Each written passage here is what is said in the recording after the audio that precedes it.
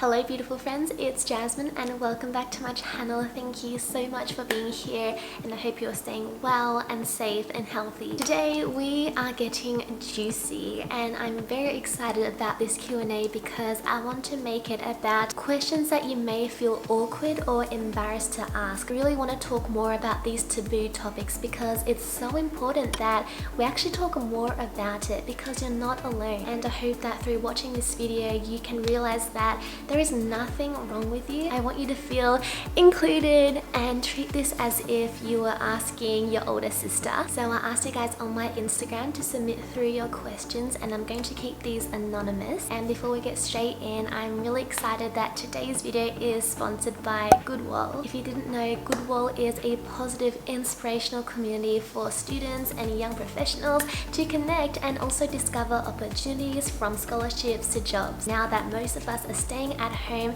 it's such a great platform to use to connect with other like-minded people all around the world based on browsing your personalized feed based on shared interests such as social impact, entrepreneurship, art and design, and it's a space for you to be inspired. I know a lot of you are students or currently looking for work, and so Goodwall is a perfect community that you can join where you can create your own profile like I have here to showcase your skills and biggest achievements to stand out, and then you can use your profile to apply to universities, employers, and also discover hand-picked scholarships. If you'd like to open up to more opportunities and receive support, you can join Goodwall today by downloading the completely free app available on iOS, Android, by clicking the link in the description box down below. Once you've joined, you can then check out my profile and then go to the chat icon, and then in the groups tab search for Jasmine Lipska Q&A and then join the channel. I'll be hosting a live Q&A session right here on April 4th at 8 p.m. GMT +8, so Bali time. Alright, so first question, do you shave or wax? I have actually never ever waxed in my entire life before. So if you're talking about body hairs, I always shave my arms, my legs, down there. How to stop comparing yourself because you don't have a boyfriend and everyone does. Trust in the timing of your own path. Trust that God or a higher power has a greater plan for you than you realize, and that's exactly what I had faith in. Also, trust that who you seek is also seeking you. I think it's also really important to remember that what we see on the outside of someone else's relationship may not actually be what it seems like. So for example, your friend may have a boyfriend, but in reality they may not actually have a happy and healthy relationship, and that's something you wouldn't know just looking from the outside. So to let go of comparing, just remember that we never really know what actually goes on in someone else's life. And also, you don't need a boyfriend. You are already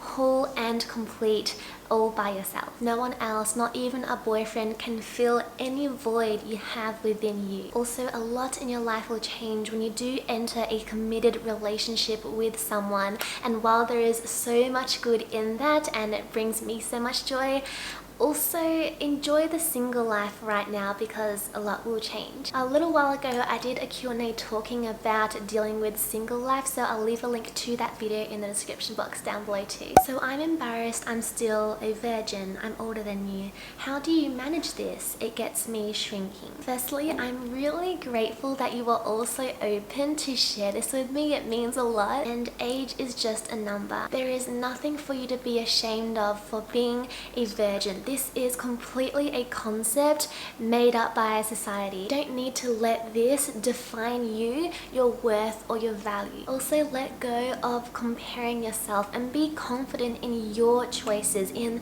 the life that you are living. There is nothing wrong with being a virgin no matter what age you are. This is your choice. If you are waiting to have sex for the first time when the right person comes around, when you are in a loving, committed relationship, it will be so worth the wait as well because it will be such a special experience for you. I really don't agree with virgin shaming at all, and just know that no matter how old you are and whether you are a virgin or not, we are all equal, we are all the same, and it doesn't make you any less than someone who isn't a virgin. Do you prefer pads or tampons? I actually haven't used a lot of tampons before. I prefer pads just because it's a bit more comfortable. I'm in search of a good natural contraception which doesn't disturb my inner chemistry. So the natural contraception that I use is the fertility awareness method, and I highly encourage you to talk to your doctor about it, do some more research.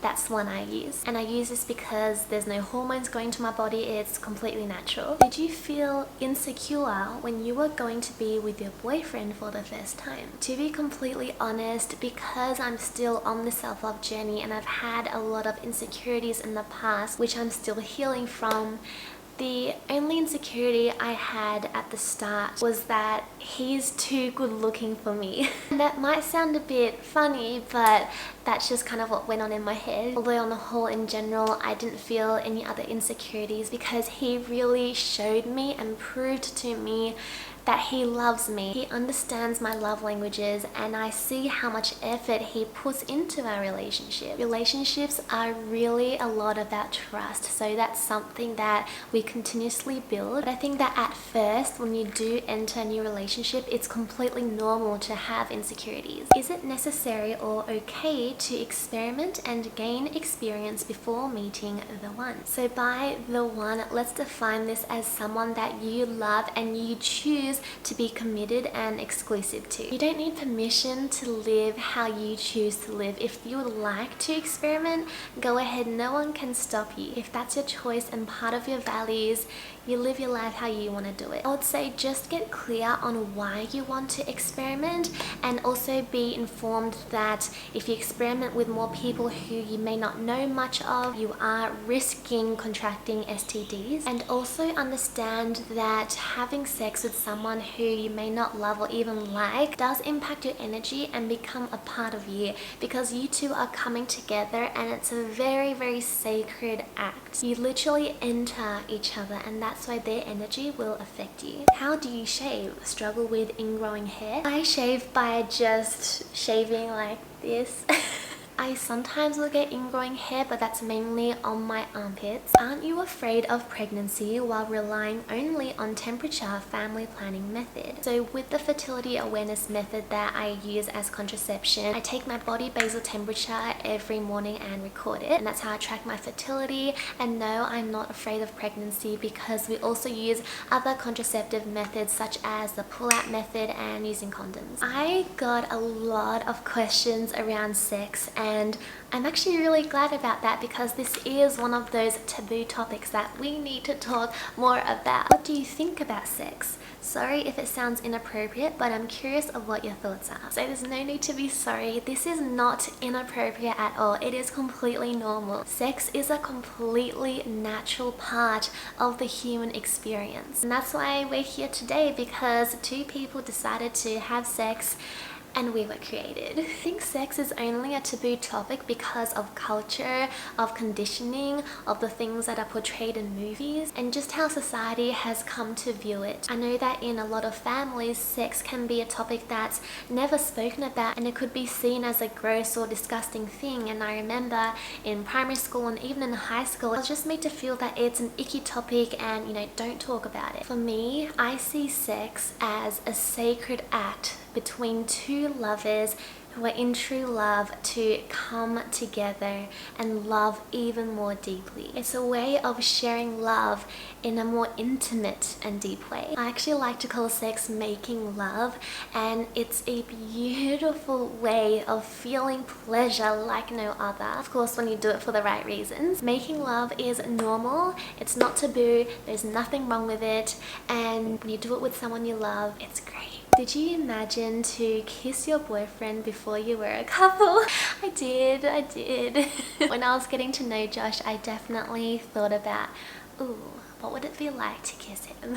I can't be the only one who has done this. Let me know in the comments down below if you also had those thoughts with your boyfriend. What do you think stemmed your eating disorder? Love watching your healing process. Thank you so much. I'm so grateful that my journey can be a part of your journey if you are also healing from an eating disorder. There are actually many factors which my eating disorder stemmed from, but if I had to pick the greatest one, I would say perfectionism. I grew up believing that I have to be perfect to be loved, however I define perfectionism, and in primary school and high school I was called called Little Miss Perfect, and that was just became like a label, something I had to live up to in order to be loved. So it really was all about just wanting to be loved. I actually talk more about this in my recent podcast episode in the Jasmine Lipska podcast, so leave a link to my podcast down below in the description box too. How to become a successful social media influencer, tips that no one shares. Be your most authentic self. That would be my number one tip. Just be you. Also, don't do it for the money. Do it because you want to positively impact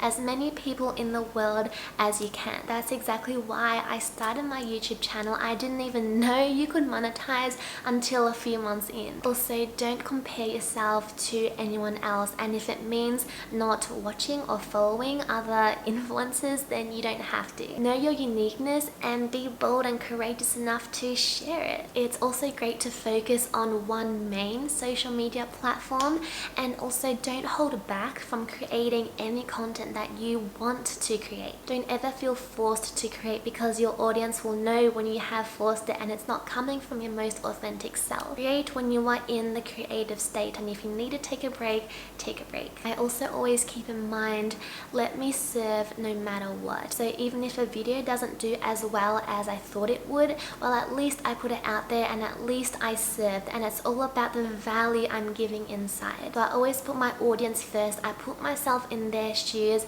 then I become more empathetic and I'm able to connect with my audience more. So I really hope that you are connecting with me here, because I really do care about you. Be kind, focus on what you can give to your audience, because it's not about you, it's about how much you can give to who's watching your creations. And also be consistent. The lighting, by the way, keeps changing because the sun keeps coming out and hiding behind the clouds, but it's still a beautiful day. It's a blue sky. What should I do to get my period regular? I would say start charting your period inside an app that you can easily download. There are heaps out there. When you start charting your period, you can then see your patterns and how your body is reacting. I've actually been charting my cycle since July 2013, so it's been 7 years now almost, and it's been so helpful in seeing how my cycle has played out, any irregularities, and just for doing health checkups. And then I would say see a doctor. They would know best. Some other things that have helped me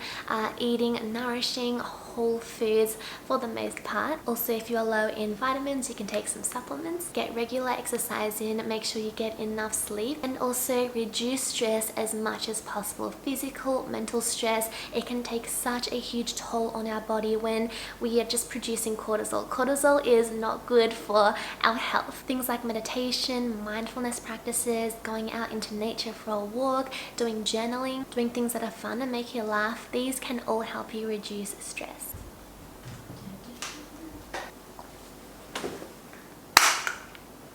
How has it been since moving in with Josh? Was it awkward? Took time getting used to living with him? It has been absolutely such a beautiful experience for the both of us. It wasn't awkward at all, and because we had already spent quite a lot of time together, we are just so go with the flow and easygoing. So it wasn't awkward in any way. We make a really great team. Embarrassing period story time. I knew this one would come up. So there is one I can think of. It actually is kind of sad. It did scar me a little bit, but I remember there was this one time in year 10 where we had a sports class, and so I was wearing my sports uniform, had my period, and then it suddenly became very, very heavy. And this is the part that isn't really a joke or too funny, because it was honestly so heavy. I had to end up wearing postpartum pads, like there's extra super thick ones, and they were still getting soaked. It was very, very abnormal. Still don't know to this day why it happened. But yeah, that day I went to school and it started to become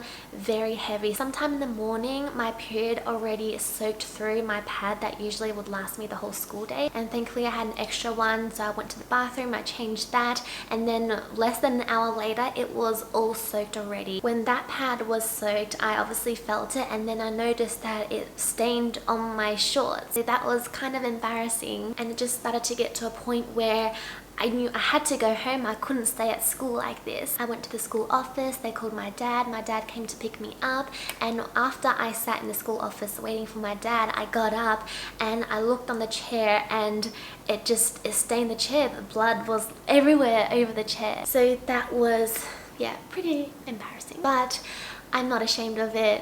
That's just part of the story, I can tell now. Plus, aside from the office ladies, I don't think anyone else would have seen it anyway. How to deal with pubic hair. Pubic hair is so normal and natural. You don't really need to deal with it. If you want to get rid of it, you can wax it, you can shave it. I shave it. I don't do it very often. I'll do it if I feel like it's getting too bushy down there. Is that TMI? But yeah, it's really just up to your preference and how you like it. Don't change it, don't shave it or do anything to it unless it's for yourself. Your pubic hair is sacred because your vagina, your yoni is sacred. Do you have any bad habits? Something that you would want to change in the way that you behave? This is such a great question because yes, of course I have some habits like this, but instead of the label bad, I like to reframe it and say unsupportive habits. So one of these is that in a relationship, any kind, whether it's with my boyfriend or my mum, my dad, my friend, if I am triggered in some way, then instead of communicating, I have a natural habit to just give a silent treatment.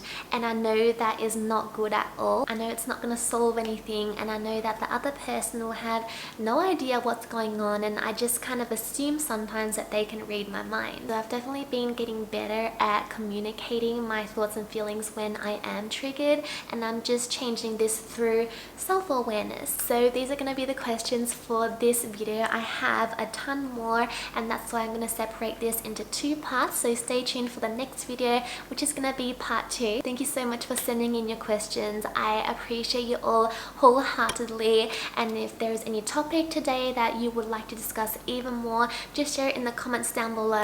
Let's spread the love, spread the kindness. Let's talk more about these taboo topics. Let's help each other out. Let's create a really supportive and safe community here. Sending you so much love, beautiful friends, and I'll see you in the next video.